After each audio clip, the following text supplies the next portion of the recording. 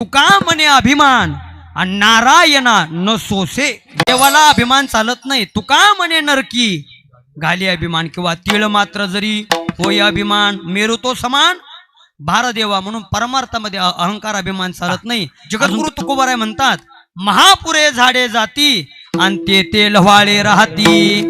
नदी पात्रामध्ये, नदीला पावसाळ्यामध्ये मोठा पूर येतो. महापूर आल्यानंतर त्या तापीमध्ये लव्हाळा राहतो. लव्हाळा, तो लव्हाळा काय करतो, महापूर आल्यानंतर वागतो, लवतो आणि महापूर निघून जातो. महापूर निघून गेल्यानंतर तो जसाच्या तसा, म्हणजे तो जिवंत राहतो. पण त्या नदीच्या काठावरती, ऐल तीरावरती, पैल तीरावरती मोठी मोठी झाडं असतात. ती मोठी मोठी झाडं महापुराच्या प्रवाहाच्या बरोबर वाहून जातात. मला सांगा, ती झाडं का बरं वाहून गेली? ताट राहिली म्हणून, वाकले नाही. आणि लव्हाळा का वाचला? वाकला म्हणून वाचला. पण झाडं का वाहून गेली? ताट राहिली म्हणून.